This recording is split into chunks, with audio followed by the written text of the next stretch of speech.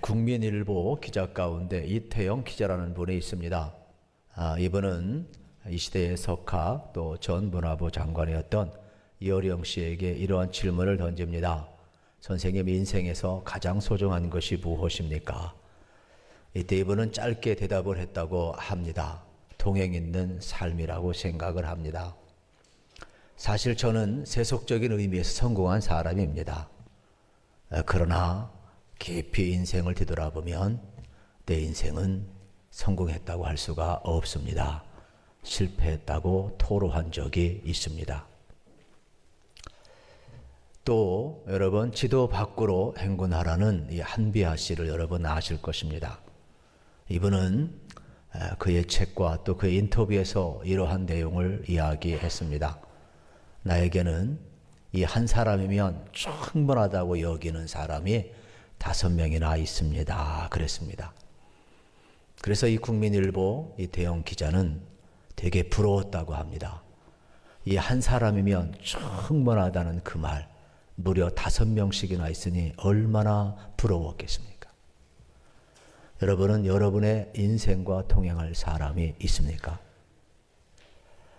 여러분이면 이 한 분이면 충분하다는 그 한 사람을 여러분은 가졌습니까? 만약에 동행자가 있다면 여러분은 행복한 사람일 것입니다. 그러나 그렇지 않다고 너무 낭망할 필요는 없습니다.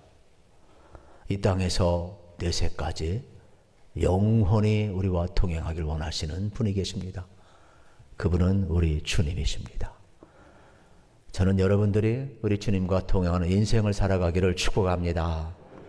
그리고 더 나아가서 주님 한 분이면 충분하다는 고백이 우리 가운데 터져나왔으면 좋겠습니다. 오늘 본문 내용은 빌립이 성령님과 동행한 내용입니다. 빌립이 성령님의 인도하심 따라서 바로 아프리카에 선교의 문을 연 사건을 이야기해 주고 있습니다. 사마리아에서 복음을 전하던 빌립이 광야 한복판에서 에티오피아 국고를 맡은 내시를 만나게 됩니다. 어떻게 이런 일이 가능했을까요? 우리는 솔로몬 시대에 솔로몬의 지혜가 열방에 다 퍼졌습니다. 그래서 열방에 수많은 사람들이 솔로몬한테 와서 금은보화를 내어놓고 그의 지혜와 그의 판단과 그의 식견의 조언을 다 구했습니다. 이때 에티오피아 여러분 간닥의 여왕이 특별히 솔로몬한테 오게 됩니다. 그리고 국교를 맺게 되고 여기에서 놀라운 관계가 또 이루어지면서 에티오피아가 여러분 유대교로 또 하나님을 믿는 백성으로 바뀌게 됩니다. 여기 에티오피아 내시 간다게가 어떻게 보면 간다게 국고를 맡은 내시, 오늘날 이야기하면 재무부 장관 정도가 되겠습니다. 이런 분이 지금 예루살렘에 왔다. 이분은 유대교인입니다. 왜 왔느냐? 절기를 지키기 위해서 온 거예요. 그러면 먼 길 마다하지 않고 왔다는 것은 대단한 신앙인입니다. 심지어 예루살렘에서부터 에티오피아까지 가는 길에 병거를 타고 그 안에서 여러분 두루마리 성경책을 읽고 있습니다. 얼마나 그의 영혼의 목마름이 있었는지를 우리는 상징적으로 알 수가 있습니다. 성지순례 가본 분은 알겠지만 육신의 눈으로 보면 여러분 돌덩어리가 많습니다. 옛 유물들이 많습니다. 그러나 영적으로는 그곳에서 아침부터 저녁 늦은 시간까지 여러분 그 순례 여정을 걸어가다 보면 성지를 걷다 보면 영혼의 목마름이 얼마나 여러분 가라앉지 모릅니다. 에티오피아 내시 이분 예루살렘에서부터 에티오피아까지 가는 동안 병거에서 두루마리를 읽고 있다. 영혼의 목마름과 영혼의 채울 수 없는 갈증이 크다란 뜻을 우리에게 가르쳐주고 있습니다. 성령님은 이것을 놓치지 않았습니다. 성령님은 은혜를 사모하는 에티오피아 내시에게 하나님은 놀라운 계획을 드러내기를 시작을 합니다. 그래서 사마리아에서 복음을 전하고 있던 빌립을 향하여서 뭐라고 이야기합니까? 가사로 내려가라고 이야기를 합니다. 이때 빌립은 순종하며 내려가고 있는 장면을 우리는 발견을 할 수가 있는 것입니다. 그래서 오늘 26절에 보면 이렇게 이야기를 합니다. 주의 사자가 빌립에게 말하 이르되 일어나서 남쪽으로 향하여 예루살렘에서 가사로 내려가는 길까지 가라 하니 그 길은 광야라 그랬습니다. 주의 사자가 빌립에게 일어나서 가사로 내려가라는 것입니다. 그곳에 누가 있습니까? 여러분, 에티오피아, 여러분 국고를 맡은 내시가 있는 겁니다. 그런데 놀라운 일이 벌어지고 있습니다. 빌립이 순종하고 광야로 나갔을 때 아무도 없는 그 광야에서 병거를 타고 온 한 사람을 만납니다. 그런데 그 병거에서 소리가 들립니다. 성경 읽는 소리가 들립니다. 옛날에는요, 우리나라도 글을 읽을 때 소리내서 읽었습니다. 그 당시는 속으로 읽질 않았습니다. 전부 다 글을 소리내서 읽었습니다. 이러한 음률에 맞추어서 읽는 아주 독특한 여러분 읽는 법이 있었습니다. 그러다 보니까 빌립이 자동적으로 듣게 되는 것이죠. 놀랍지 않습니까? 광야 한복판에서 아무도 없는 그곳에서 하나님은 빌립과 에티오피아 내시를 만나게 하십니다. 그리고 예루살렘으로부터 광야까지 읽어오는 동안 계속 알지 못하지만 얼마나 목마름이 컸던지 읽고 왔는데 빌립이 듣는 순간 여러분 에티오피아 내시가 읽는 그 말씀은 이사야서 53장의 말씀이었다는 사실입니다. 그래서 묻습니다. 이 의미가 무슨 뜻인지 압니까? 에티오피아 내시가 뭐라고 이야기합니까? 가르쳐주는 사람이 없는데 내가 어떻게 알 수 있습니까? 성령님께서 감동을 주십니다. 그리고 병거에 빌립이 올라탑니다.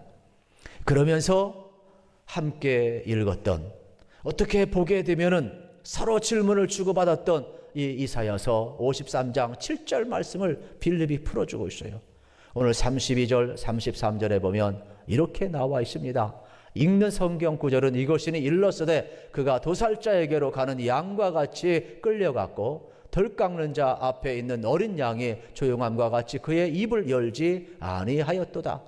그가 굴욕을 당했을 때 공정한 재판도 받지 못하였으니 누가 그의 세대를 말하리요? 그의 생명이 땅에서 빼앗기매로다 하였건을 말씀하고 있습니다. 지금 빌립을 통하여서 에티오피아 여러분 내시에게 뭘 가르쳐주고 있어요? 고난받는 종 메시아, 그분이 바로 예수 그리스도라는 것을 가르쳐주고 있습니다. 예수님이 하나님의 아들로 이 땅에 오셔서 우리를 위해 십자가에 못 박혀 죽으시고 다시금 부활하사 믿는 자들에게 영원한 생명을 주셨는데 이사야 선지자가 바로 예언한 그분이 누구냐? 예수님이라는 겁니다. 예수님이 누구냐? 하나님의 아들이라는 겁니다. 하나님의 아들로 오신 예수 그리스도, 그분이 우리의 구원자라는 것을 빌립이 전했을 때 에티오피아 내시가 마음의 문을 열고 예수님을 영접하는 장면을 보게 되는 겁니다. 에티오피아 내시는 얼마나 궁금했습니까? 이 고난받는 종의 모습이 이사야 선지자 자신을 가리키는 건지 아니면 타인을 가리키는 건지, 타인을 가리킨다면 그 사람이 누구인지 얼마나 궁금했겠습니까? 그런데 이때 빌립을 통하여서 고난받는 종이 예수님인 것을 알았을 때 그는 지체 없이 예수님이 하나님의 아들임을 고백합니다. 그리고 예수님이 나의 모든 죄를 담당했음을 믿고 고백하며 주로 영접을 합니다. 그리고 둘이 타고 가다 보니까 옆에 여러분 물가가 있는 겁니다. 그래서 세례받기를 요청합니다. 빌립이 내려서 세례를 줍니다. 세례는요 대단히 거룩한 성례입니다. 왜 거룩한 예전이냐? 세례는 죄 씻는 받는 표시이지만은 특별히 여러분 예수를 주로 고백한 사람들에게 주는 것이 세례입니다. 그래서 예수님이 하나님의 아들이요 예수님이 나의 구주임을 믿는 자에게 베푸는 성례가 바로 세례라 이 말입니다. 그래서 세례 받은 사람은 나는 죽고 예수로 사는 사람입니다. 세례 받는 것은 나는 이제 더 이상 옛사람이 아니라 그리스도의 사람으로 살겠습니다 선언하는 겁니다. 그리고 성령님께서 인치심을 허락해 주셔서 우리가 하나님의 사람인 것을 알고 여러분 주님 믿고 나가는 거룩한 예식이 되겠습니다. 이 한 사건은요, 엄청난 파장을 불러옵니다. 빌립이 성령의 사람이었기 때문에 순종했습니다. 순종했을 때 그는 자신의 계획보다 더 위대한 일을 감당해 내고 있습니다.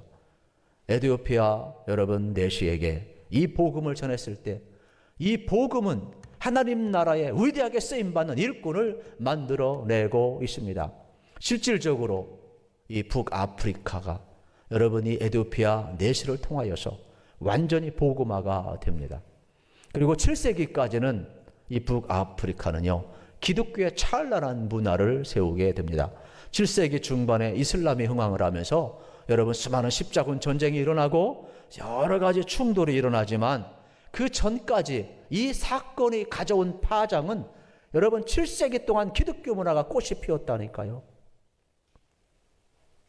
그리고 실질적으로 우리가 잘 아는 어거스틴 여러분 북아프리카 출신인 겁니다.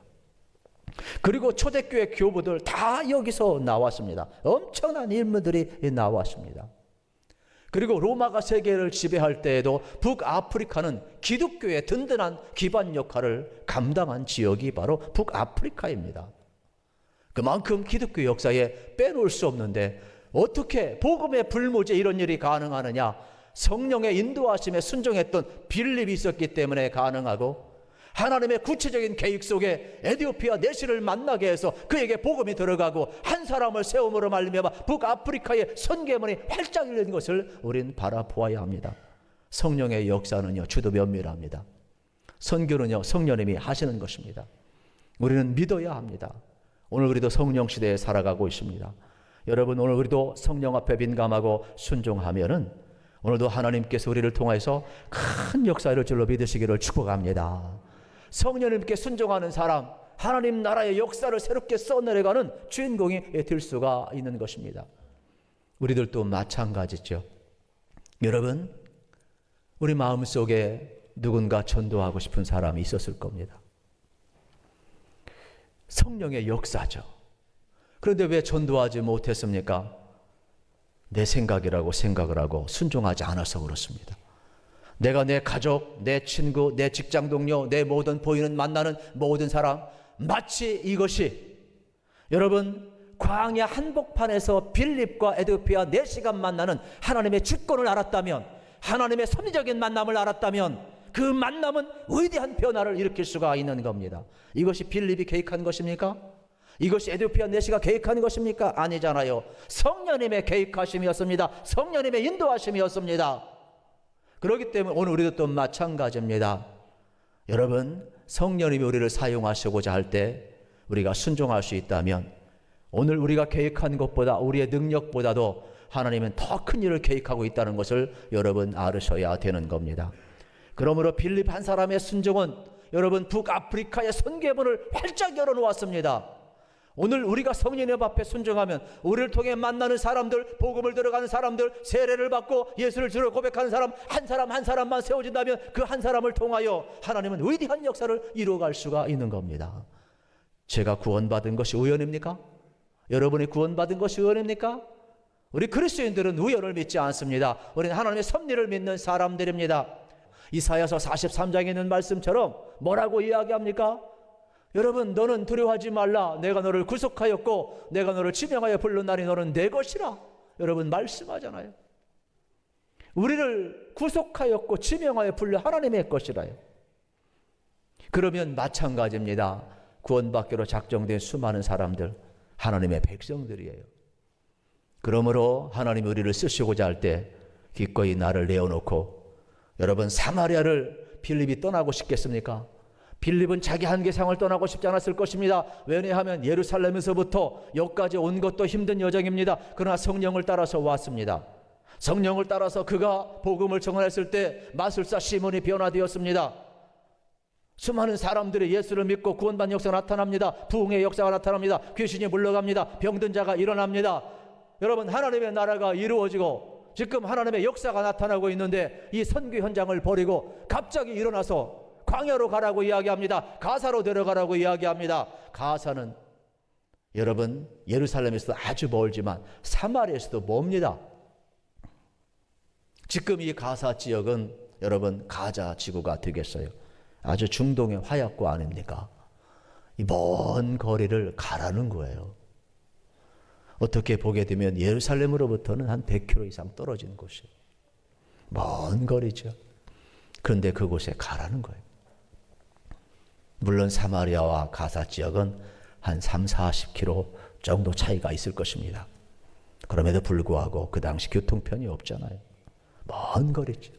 그런데 순종하고 가니까 그곳에서 에디오피아 내시를 만나고, 여러분 아프리카 선교의 포문을 여는 하나님의 섭리를 보지 않습니까? 오늘 우리도 마찬가지입니다. 여러분 우리가 주의 전에 와서 예배를 하고 있는데, 오늘 예배하는 이 귀한 시간, 여러분 우연히 우리가 온 것이 아니지요. 우리가 몸된 교회에서 이렇게 만나서 예배할 수 있는 것도 하나님의 특별한 섭리 가운데 온 거예요. 우리가 구원받은 것도 여러분 만세내 전에 택하신 하나님의 섭리 가운데 속에서 우리가 온 거예요. 그렇다면 구원받기로 약속된 수많은 영혼들, 하나님이 우리를 통하여서 일하시고자 할 때 기꺼이 성령의 역사 앞에 우리도 순종하면, 나의 계획을 뛰어넘으면, 내 삶의 자리를 내려놓으면 하나님은 내 있는 곳에서 사람을 만나야 하시고 복음의 역사를 이루어 가신다는 거예요. 우리가 구원받은 것에 만족해서는 안 돼요. 성령님이 일하시고자 할 때 기꺼이 쓰임받기를 주의 이름으로 축원합니다. 여러분 만나는 모든 사람들 하나님의 신적인 만남이 있음을 알아야 돼요. 하나님의 섭리 가운데 만남을 알아야 돼요. 그들의 영혼의 갈망을 위하여 하나님은 우리를 준비하시고 하나님 우리를 쓰기를 원하고 있다라는 사실이에요. 하나님 생각은요, 우리 생각하고 달라요. 빌립 생각은 아마 사마리아에 머물고 싶었을 거예요. 그러나 성령님 생각은 광야로 내려가라는 거예요.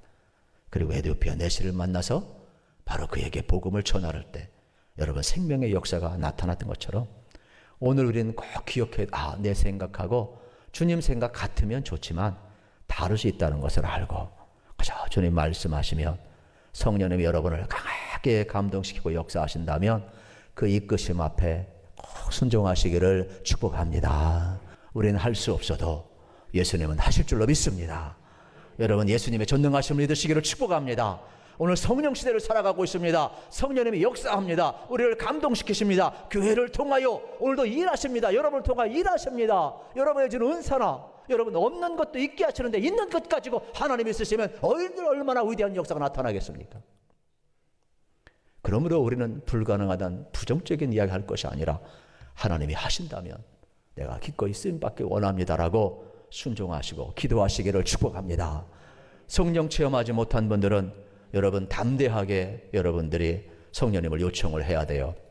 요즘은 이 선교사님들이 한국에 많이 들어와 있어요. 이 코비드19로 인해서 많이 추방을 당합니다. 그리고 지금은 다 자국 우선주의고 자국 이익을 갖고 있고 자기 나라 종교를 귀하게 여기고 외부에서 온 사람을 다 추방하는 그러한 안타까운 시대에 살아가고 있어요. 그래서 자의반 타의반 어쩔 수 없이 한국에 수많은 선교사님들이 많이 와요. 저도 그래서 선교사님들 기회가 될 때마다 만날 수밖에 없는데, 서로 이렇게 대접도 하고 또 그 선교의 그 보고도 듣다 보면 막 가슴이 뜨거워요. 자기가 선교지 갔을 때 제가 만난 사람들, 네팔 선교사님, 또 인도네시아 선교사님, 또 태국 선교사님, 또 여러 가지 동남아시아뿐만 아니라 아프리카까지 다양한 선교사님을 지금 만나고 있는데 참 가슴이 막 뜨거워요. 자기는 부족하지만 성령께서 사명을 주셔 이끌어 주셨기에 자기가 선교지 나갔다라는 거예요. 그래서 그 선교지에서도 얼마나 어려움이 많습니까? 성령님만 의지하면서 가장 열심히 일했다라는 거예요.